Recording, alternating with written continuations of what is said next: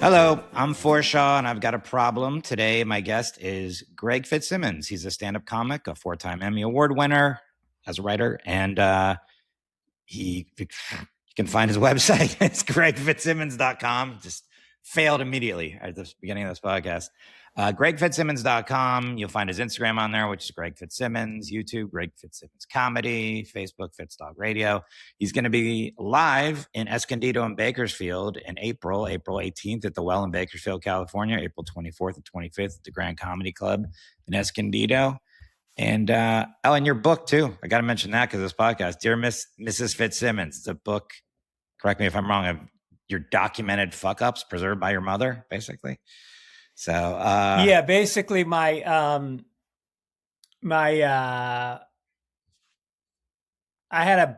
had like a storage bin in my aunt's basement in the Bronx, and then she died, and I was going through it, and I found this cigar box, and it was filled with letters and notes from my teachers. No, it was a shoebox.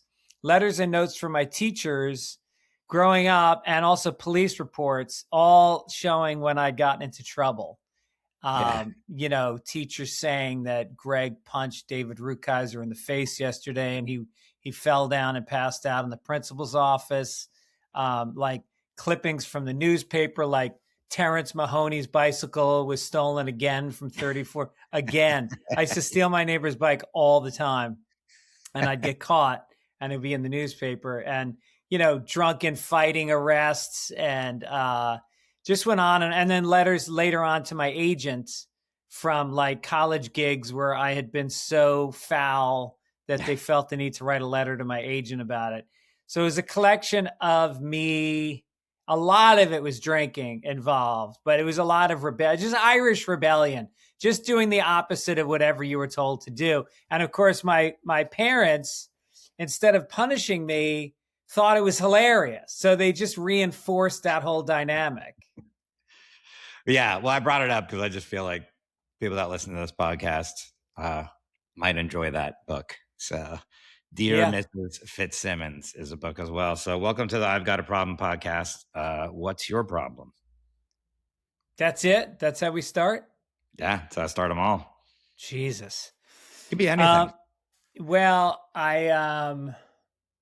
Let's just say, can I say Epstein's Island? Because that, does that just kind of sum it up, or do I have to go into details about it? Wait, you're on the list, or you're just upset about that? Not on the list. No, a lot of comics are on the list, and it's become kind of a badge of honor because. All right, so let's stay focused. So we can go back and forth. It doesn't matter. I guess we're talking about my drinking, right? I have a drinking problem. Mm-hmm. And I quit 36 years ago. And I only drank one night out of 36 years. And it was the night of Kevin Meaney's funeral. He was one of my closest friends in the world. And it was a night of toasting him. And I was sort of like emceeing the funeral dinner. And everybody was drinking hard. And then I stayed at my sister's guest room or a bonus room. So they had a bar in the bonus room. And I don't know why I got up and I got a bottle of Chivas Regal and I took a few swigs, and that's it. And that's the only night I've drank in 36 years. Yeah, that's what I was going to ask you, because I haven't known you 36 years, but I was going to ask you when you stopped drinking, because I don't remember you ever drinking since I knew you. I only drank for the first year of being a stand-up comic. Yeah. And then I was like, I was trying to remember when I met you. I think I probably met you like 15 to maybe long. I don't remember now. Probably was 20 years ago. I bet it's 20. When we both had the injured legs, I had already met you before that. That was 2013. I know that. Yeah. So that was 13 years ago. Yeah. It was at was it the Palm Beach Improv? With the legs, you mean? No, when the first time we met, you were featuring for me. Yeah, with Dave Williamson. It was you and Dave and me. It would have been either Miami, Fort Lauderdale, or Palm Beach, because they were all the same. Yeah, right. So they rotated us around in there, all the South Florida guys and gals. But and then that was at the Punchline where we both I had my Achilles popped, and then so I rolled out on the stage, and then you came out after on crutches. What a treat for the crowd. Hilarious. Well, I mean, I think they see us as damaged people anyway. So it was sort of like the metaphor of how we were on the inside. Like they get to look at us as, I think the audience in a way looks to comedians to sort of lay bare what a lot of them have gone through, whether it's talking about quitting drinking or being divorced or having a masturbation problem, like anything that's personal and humiliating, we sort of bring it on stage. Sure. And so I think, look, Josh Blue, he's a guy who's got, I don't know, what does he have? Muscular dystrophy or something? MS, yeah. That's MS. Yeah, I think it's MS. Yeah. And you come out on stage like that, and I mean, I've seen a lot of people with severe physical disabilities come on stage, and I mean, the crowd just lifts them up. They are so moved at this person who has adversity pushing through it, to do this already very difficult thing. Yeah. I do believe, looking back, that because I had that the Achilles recovery takes forever, and so they were like, I was sitting on a stool like for the thing, which I would never do. And someone would throw something at my club owner, would be like, "What the fuck you doing?" Yeah. I do believe that wheeling on out there or coming with crutches, the audience was like, "Oh, okay, well, thanks for doing this. Like, we're gonna give you a little extra." But right. Yeah. Was it do you talk about drinking, like being not drinking? Oh yeah. Yeah. I'm trying to remember. I know a lot of your jokes, but I was trying to think about. Yeah, well, I drink non-alcoholic beers on stage, so I kind of make fun of those. And then I talk about my father having been an alcoholic and my grandfather and my aunt. I mean, I had like literally in my family, like my father was an alcoholic. He died at 53. And then I had 1, 2, 3, 4 severe alcoholic aunts and uncles. And I didn't know my father's parents. They died when they were in their 40s. I don't know how, but I know that my mother's mother was a severe alcoholic also. So I kind of like saw it as I had what they call a high bottom or shallow bottom. Like I quit before things got crazy. Like I was 25 or something, and not 24, and I saw the writing on the wall. I knew I didn't want to end up like my dad, and but I had a blast. I mean, look, drinking was a real fun. It got me over social anxiety, and it definitely helped me pick up girls. I couldn't pick up girls without drinking. Yeah. And, it lets me share my emotions in a way that I don't when I'm sober. It was great, but then I just couldn't control it. I would get into fist fights a lot. I crashed a car. There was enough things I did that I didn't feel safe drinking. I didn't feel safe about what my actions were anymore. And I also had sort of discovered stand-up comedy. I'd been doing it for a year, and I started in Boston, which meant you got to get in your car every night and drive. All the gigs were in like New Hampshire, Maine, Rhode Island. And so if you couldn't drive, and a lot of the headliners couldn't drive, and some of them couldn't work anymore. And I sort of felt like stand-up was the first thing I was ever good at. Like I was never a really good athlete. I played sports my whole life, but I wouldn't make the team. And I wasn't great with girls, and my grades were shitty. And then I found stand-up, and I was like, I think I might be good at this, and I didn't want it. And drinking had definitely affected some of the things in my life. So, wait, so you got gigs because you could drive? You think? Is that what you were saying? Is that what you were implying? Oh, no, that was the thing. When you were starting out in Boston, if you had a functional car and you could do 10 minutes, you could make $50 a night driving the headliners because they couldn't drive. So you would literally go to their house and pick them up. There was this one guy who was completely unfunny. His name was Doug James, and he only worked because he had a car and he would drive anywhere. And so instead of Doug James, they started calling him Home James. He lives in California now. You didn't even hear the joke. That's a fucking hilarious joke. I'm sorry. What kind of host are you? I because I'm not good with names, and I was like trying to process if that was his name. Yeah. I'm so sorry. Say the joke again. Do it again. So he always had to drive the comedians home, so they called him Home James. He was in LA now, right? Yeah. Yeah. You're an idiot. You're a fucking idiot. How do you host a podcast? I mean, with your what do you have, ADHD or something? What's your problem? I have it's my brain doesn't work as good as it used to. Whatever that is. So I was literally processing. I was like, is that what that guy's name is? Because he asked me for a ride to a gig that he produced. And I was like, yeah. But maybe you don't get the reference. There used to be a thing in it was kind of a trope. It was sort of a meme before there were memes, where you would get into the limo and you would say to the driver, "Home, James." Oh yeah. Did you even know that? I didn't know that. Okay, but I well, also then the joke doesn't make anyways, sense. When you told it again, I was just not going to ask. Yeah. It's a dated joke. It doesn't make sense anymore. I forget how young you are. I'm not young. I'm dying. I have to have glasses now. I can't hear correctly. What else was wrong? Something I had a crown fall out yesterday. It's all over. How are the legs? Legs are going okay. I've lost a bunch of weight. So I've noticed that. You look great. Last time I saw you at Dave's restaurant, you look great.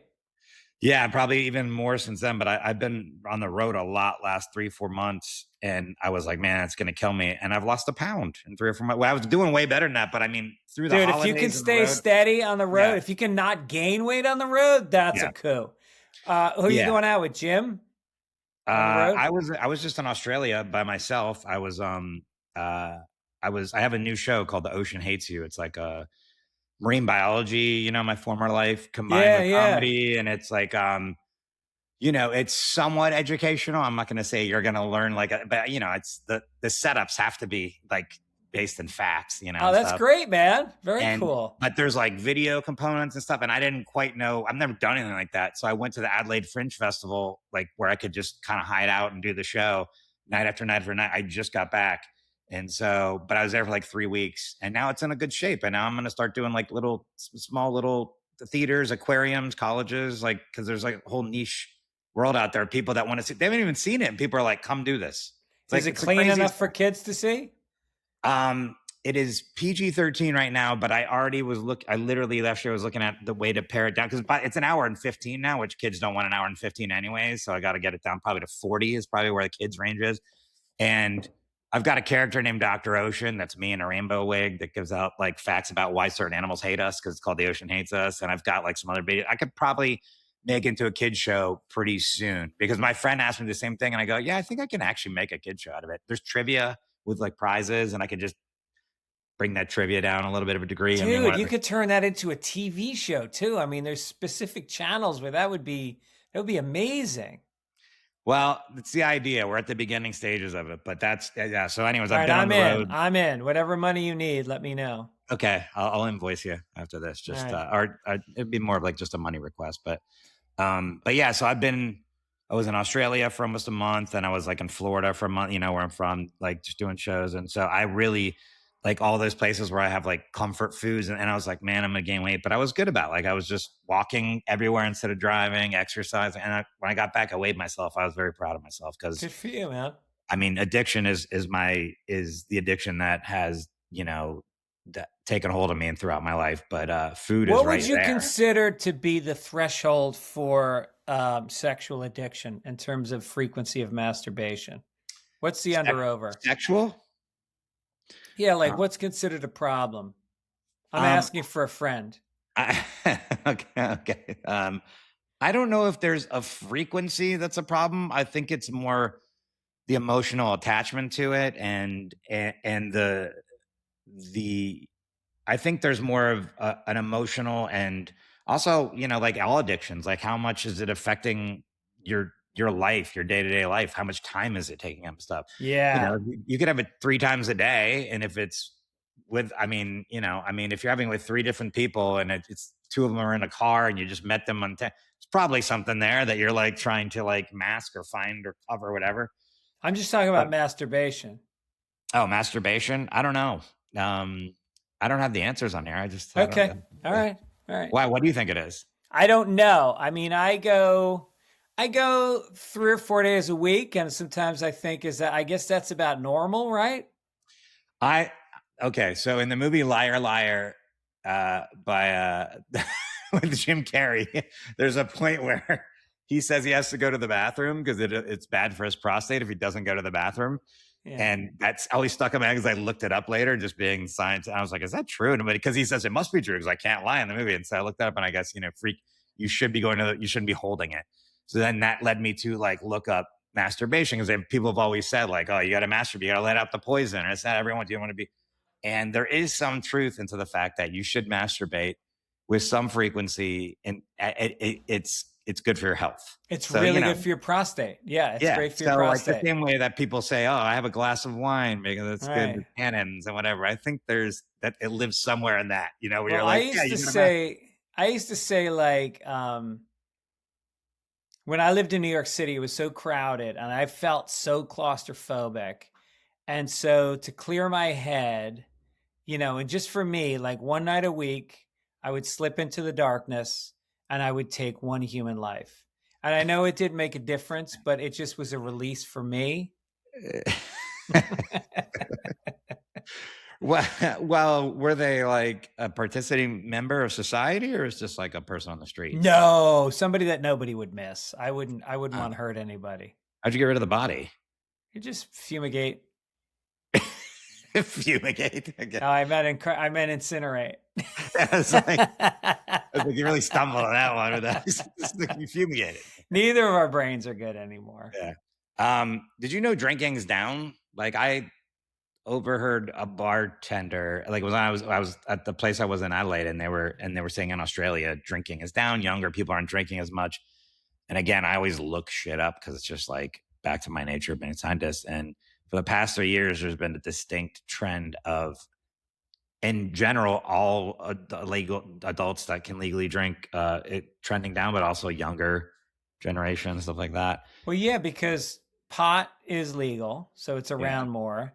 Pot is accessible through vape pens and gummies, and so kids are going to school high, which they couldn't before because they smelled like it and they needed a place to smoke. And also, drinks at bars have gotten so expensive. You get DUIs. You can't drink. You can get high and drive all you want. Yeah. So no, I've seen it with my kids. I mean, my kids are in their 20s, and I saw them as teenagers, and they did not drink anywhere near what I drank growing up, but they smoked a lot more pot than I did. Yeah, and you said it earlier too. You couldn't, like, that's how you were able to talk to women when you were younger. And I think now dating apps is like the way people date now is so much. You're not like, I'm going to go to a bar and get drinks. You're just like at home.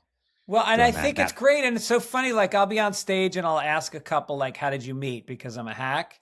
And then sometimes they'll go like, they'll pause and they'll look at each other and they'll look ashamed and they'll go on a dating app. And I go, what are you ashamed of? Like, to me, it's like, you're meeting each other on an emotional level, it's like a personality. Do you click? Do you have mutual interest? And then you meet physically, as opposed to what? Like, mom and dad, how did you guys meet?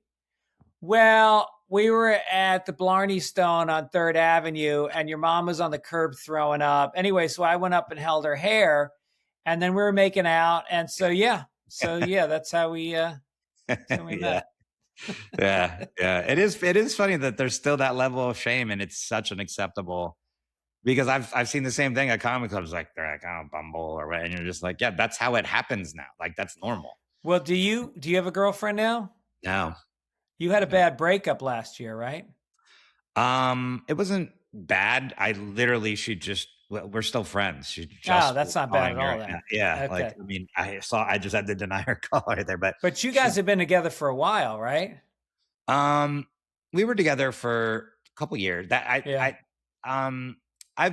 I've been close to. I've never been married. I don't have kids. I'm a very selfish person, I guess. But How I've did just you meet her? my last girlfriend. Yeah. We met at JFL, in Montreal, and it was right before COVID. So it was the last quote unquote real one before COVID hit, and then Yeah. went under. And she's not even in the comedy world; she was in the music world, but she was there working for that. But then had a friend, and I met her backstage at the gala I did.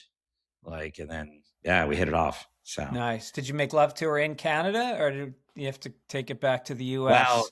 I did it at several times. She was from Canada, so Yeah. and so I had visited her in Canada. So yeah, that was. But did you hook that up on time. that first week that you were there that you saw her? Did you make love to her? We did, yeah. Yeah, that's pretty sweet. That makes you come back like you feel like a champ. You went to another country and you conquered. You're like a Viking. I thought you were going to say something more negative than that. Are you living vicariously through me right now? Oh, I lived through all my friends. I've been married 26 years. I want to hear about what do the breasts look like? Was she shaved? I grill my single friends on their hookups, especially if it's a girl that I know. Yeah. And here's the real thing. Here's the real creepy thing I do.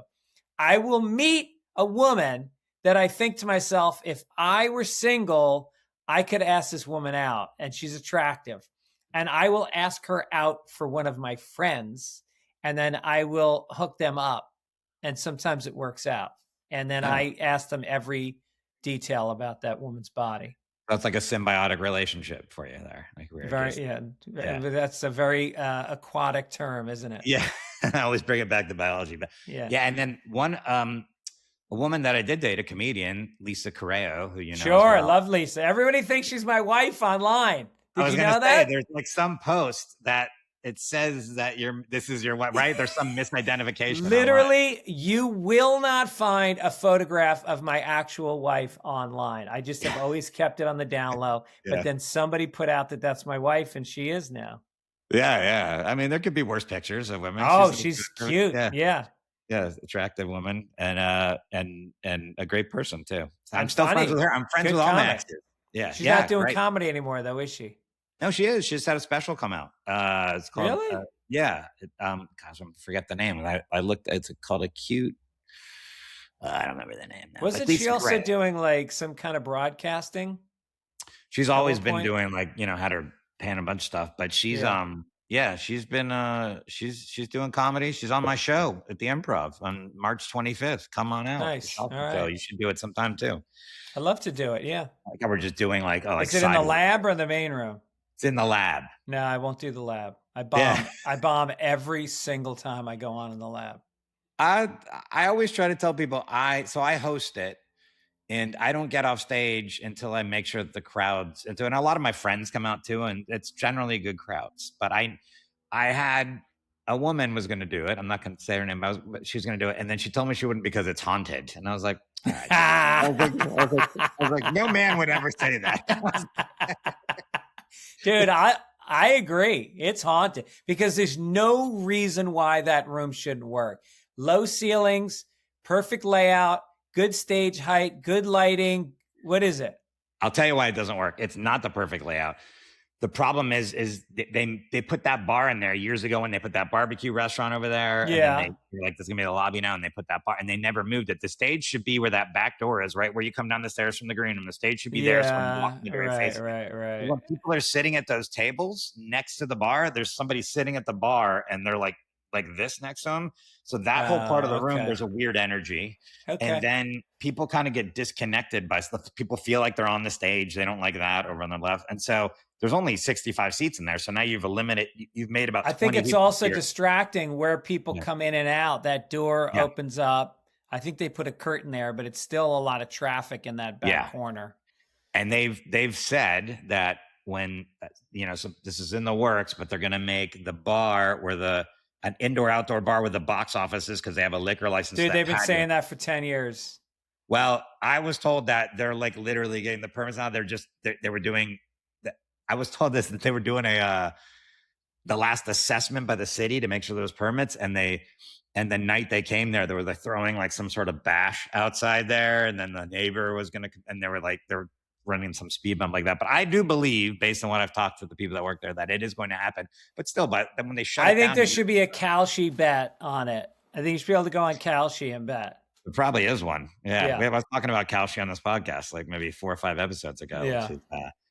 which is I'm way up on Kalshi. I made about 4 or 5. I started with Are you on it? $50. I'm up to like 250. I keep making sure thing bet. Well, one of them was, I have a friend that wrote on the Emmys, and there was a bet about whether or not the host would mention such and such, and I Yeah. found out they would, and I made a bet. I think You're that's using illegal. it right. You're using it correct. I mean, I think it's illegal, but whatever.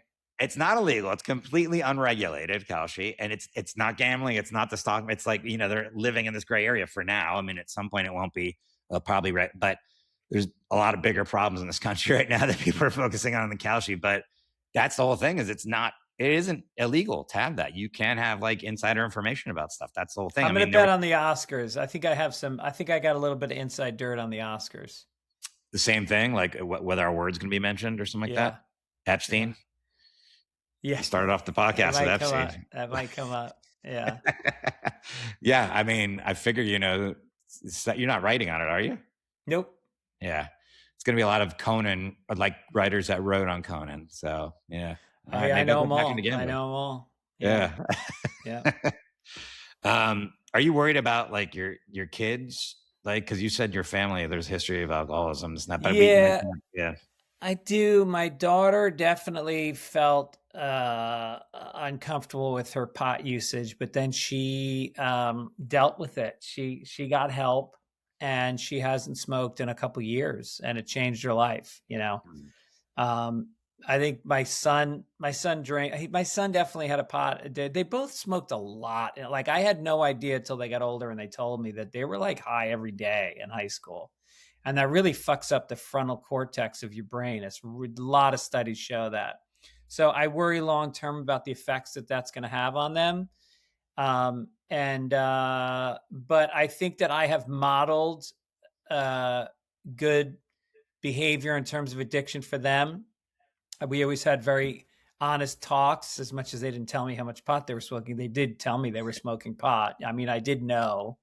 And they didn't hide their drinking, and we didn't shame them about it because it seemed like it was at a good, clip. But I think my family talks a lot about our emotions. We talk about, addictions are based on stress for the most part. It's your inability to process your emotions in a way that doesn't just cause stress. And so we use it as a way to hide. We use it as an outlet. I think for some people, there's a lot of ADHD in my family, and I think that undiagnosed is something that we self-medicate a lot because ADHD relies on spikes of adrenaline. We live for those. It's how we it's like the rocks we jump across in a creek, just like, what's the exciting? And if you're not having an exciting thing, you create one. And I think that substance abuse can be that. And so I think in my family, we've talked a lot about how everybody's feeling and tools. They've both done therapy, and I think they both have tools that help them calm down. Yeah. Yeah. That's what I was going to say. Like, because I wasn't sure when you stopped drinking. 36 years ago, you said. And then, because since I've known you, I've always considered you a person that is mentally healthy, if that's like that even a term, like when I spoke to you, there was always like calming talking to you. And also you came from a perspective that I thought was very healthy before I even knew anything other than just like, I'm younger in the comedy world, and you meet so many fuck ups in the comedy world. People are just like, right. Less so nowadays than before. But I remember like you were a person that I always was like, oh yeah, I can't wait to see Greg. He's going to be chill. That's nice to hear, man. Thank you. And so you just saying what you said, like, I imagine the relationship you had with your children was healthy that way. And it sounds like it was, which is good. And I think that's the key to that, because, otherwise secrets and not talking about things. And the next thing you know, it's like, oh, I did. Yeah. Well, I think a lot of it is like trying to force your kids to be what your concept of them is, rather than really. And my wife, I take my wife's lead on this, of like really taking in who they are, what they're going through, what their challenges are, and meeting them there, instead of, say like Asian moms. I'm only saying that because I'm watching a show about Asian parents right now. It's just, a drama where maybe it's a cliche, but it just seems like every TV show or movie about Asian parents is about how, and it's like anything with immigrants that come from poor places, they don't want you to fail. You can't fail. There's no room for failure. And so I think they push them to, they lean on education and a hard work ethic. And, Jesus Christ, you look at the statistics of how successful Asian immigrants are in this country. It's insane. Yeah. Well, I mean, despite what some people might believe in this country, I feel like if you're immigrating to this country, no matter what ethnicity you are, it's very difficult and is hard to do, costs a lot of money.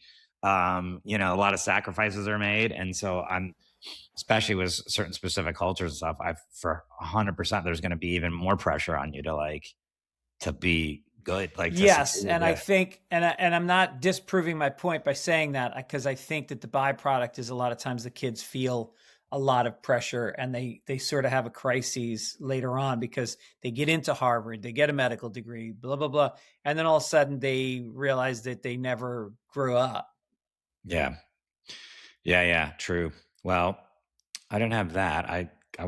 My mom raised me by herself, and she did a really good job, I think, of molding me into a person that has, that a friend of mine told me the other day, is like, you're capable of getting along with anyone in any type of situation or room, which was a compliment he was telling me.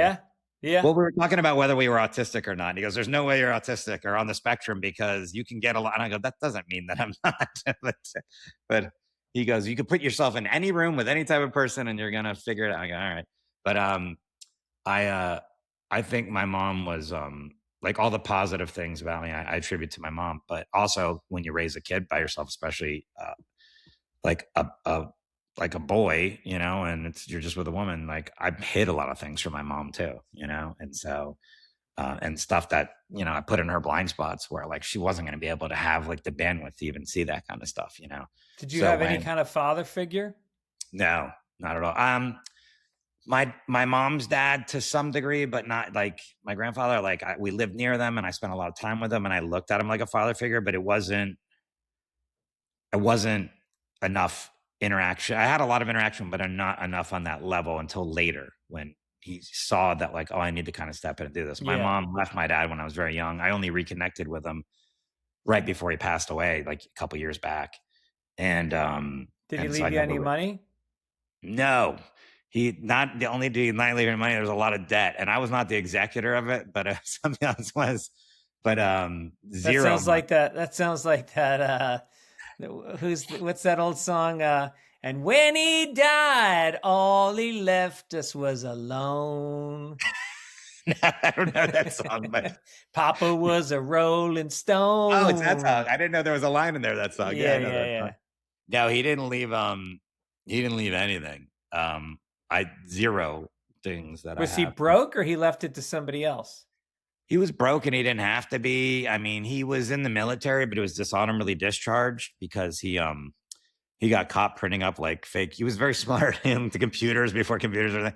Got caught printing up fake UPC symbols for the PX. The PX. It's like where the military people shop. And he was doing that for years, and then got dishonorably discharged from the military. So I would have been getting some kind of, I could have gotten that insurance that Gronkowski's always advertising.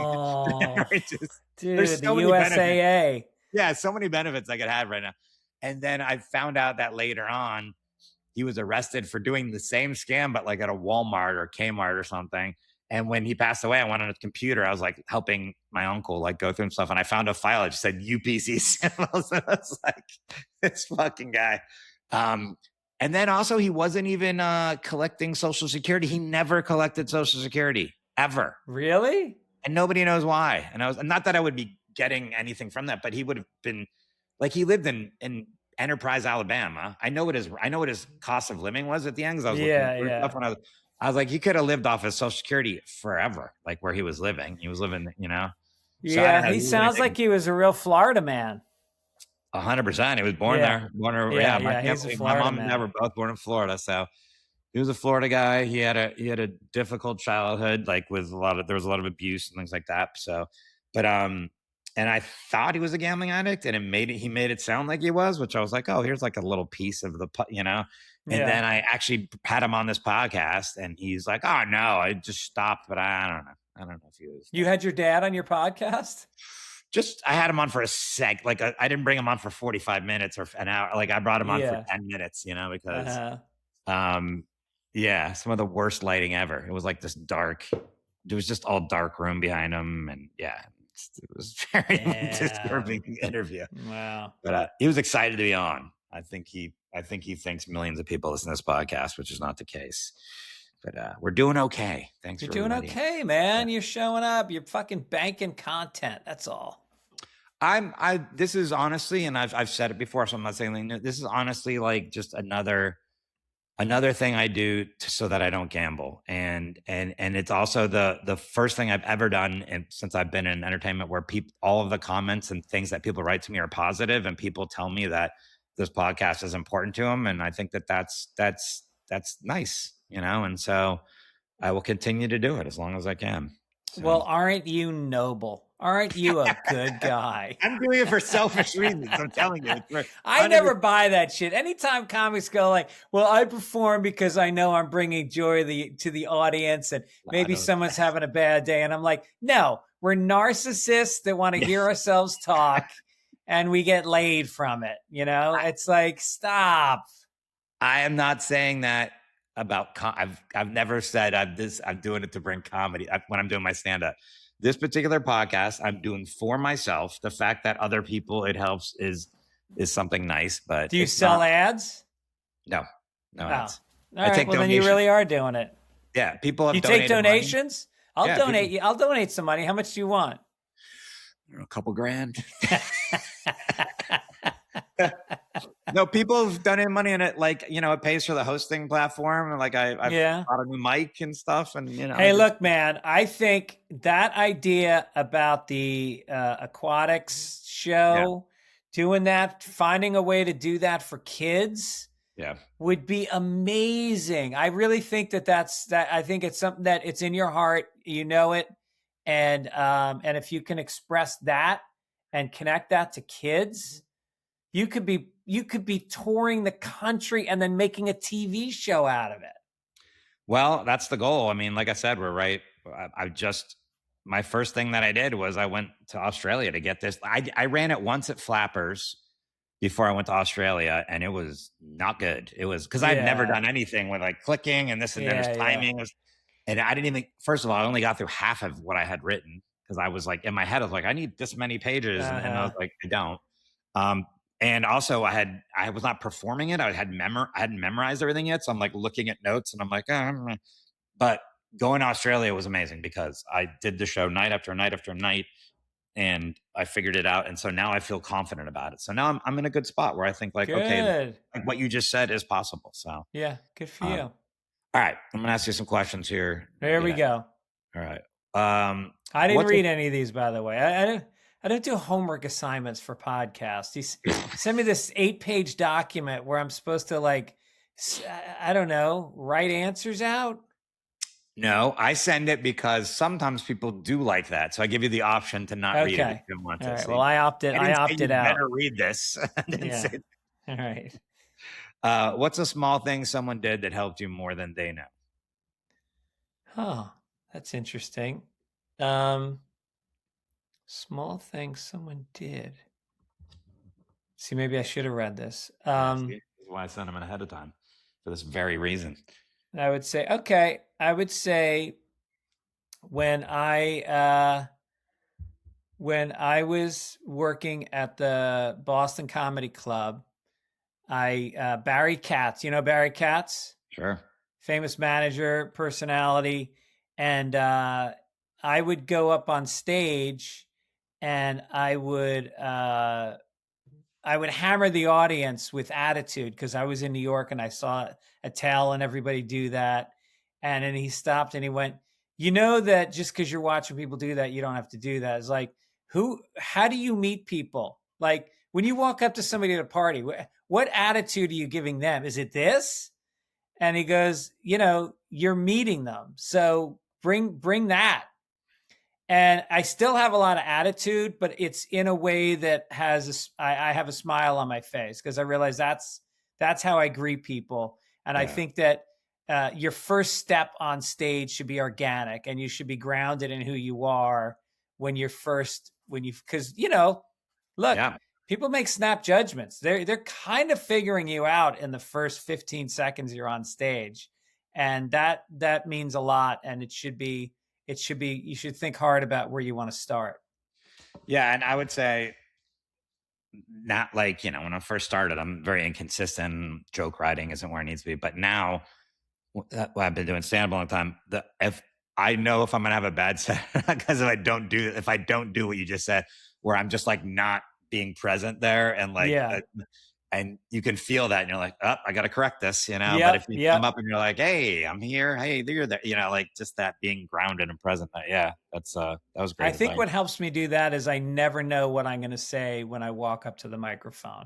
I try to free up that space to observe myself and the crowd, and sort of whatever comes out of my mouth is where I start. Cause that's where I feel my comfort zone is being a little bit improvisational and in the moment rather than, like Seinfeld. I remember in something was like, he says to a comedian, what's your opening line? And the guy's like, I don't know. I kind of switch. He goes, you got to have an opening line. It's the most important thing in comedy. It's like, yeah, because you have Asperger's. That's why you need an opening line. Yeah.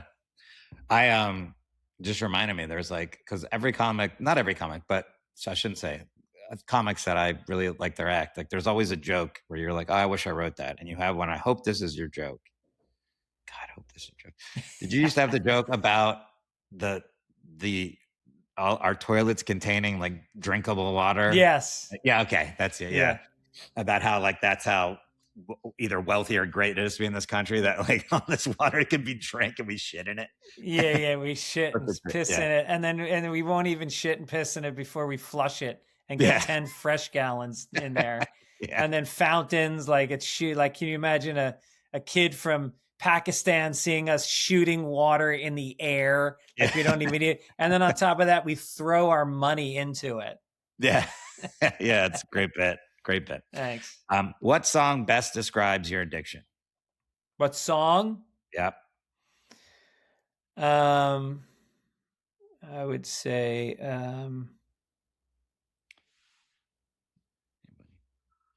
Hell's Bells by AC/DC. Yeah, nice. I'm coming on like a hurricane. You're good at remembering lyrics. Like I always remember the chorus, and then you're like, oh yeah. What's the dumbest excuse you've ever told yourself to justify your addiction back when you were using? I mean, usually people with drinking say, I'm only going to do it on special occasions and whatever. And I think for me, it was more about like, I was very conscious that I needed it to be to calm myself down, and I got that from my father because I had tried to quit a bunch. I started trying to quit pretty young because I started drinking when I was like 12 or 13 years old. Like I grew up in New York, and everybody around me just drank a lot. We did a lot of drugs. Like when we were like 15 years old, we were already like doing acid and coke and everything. And so like I tried to quit like throughout college, and I remember I was back in New York, and like I said, my father was a drunk, and so we were out to dinner, and I said, no, I don't want anything. And he goes, you got to have a drink sometimes because you need it just to calm down and relax. And I kind of internalized that. And I used to tell myself that if I was going to a party or something that I wouldn't be able to do this. Or sometimes even if I had a big test the next day, I would like have a couple drinks while I was studying. And then of course be hungover for the exam the next day.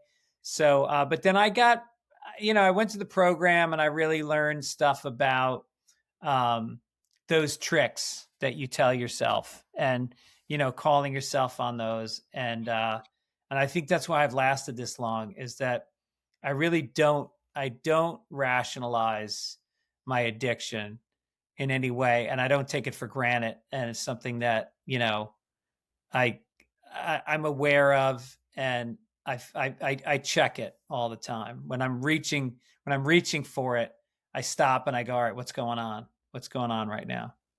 Yeah. Nice. What do you think is the worst addiction? Worst addiction? Yeah. Probably murder. I mean, you see those specials about guys, and they always say the same thing, like it all builds up and it builds up and it builds up. Like there was the Iceman Cometh. Did you ever read that one about that I never read hitman it. No. in New Jersey? Oh my God. He worked for all the crime families, Gambinos, and like he would literally contract with he'd be killing a guy in one mob one day and working for them the next week. And he would talk about how it would build up, and I related to it because it's the same as any other addiction. It builds up and it builds up and it starts to become all you can think about, and it almost feels like you're going to explode, and then you do it, and there's this calming down, there's this release, and of course that's followed by the shame and all that stuff. But in his case, there was no shame because he was sociopath or psychopath. I forget which one it is, but like you don't feel... Maybe socio. You don't feel guilt afterwards. Yeah, that's a good one. I like murder. That's up there with one. We had somebody say child porn one time and I was like, that's a good one as well. Good answer. I'm saying, not a good addiction. Gotta get to the island. What one word would you use to describe your addiction? Hereditary. And what about your recovery? One word.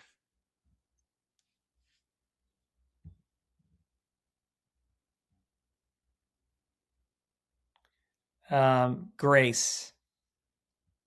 Grace. I like that one. I allow myself grace with it. And I realize that you can't grit your teeth and fight an addiction because that actually increases it and makes it worse.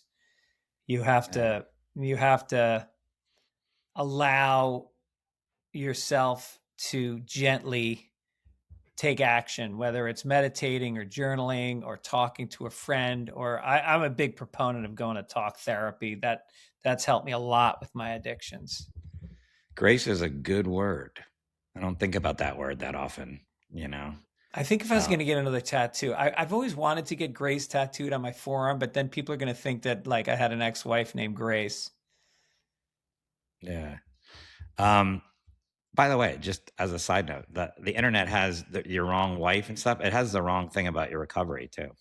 What does it say?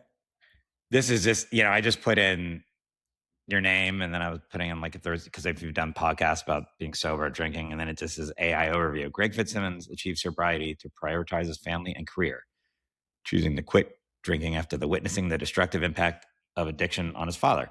All right. He has been sober for over 7 years. Also, my family was like 20 years away from me getting sober. Yeah. So AI, it's almost there, guys. We're almost got it. It's accurate. Well, that is the thing about AI, is it is amazing what it can do, but it tends to fill in the blanks with stuff. Yeah. It's like Jurassic Park when they filled in the DNA with the frog DNA. And you're just like, look at you. That's a good one. More science references. My dog has a cone on him. He's like right here, like looking at me miserable. All right, we're almost. What's your proudest moment in recovery so far? Your 7 years / 36.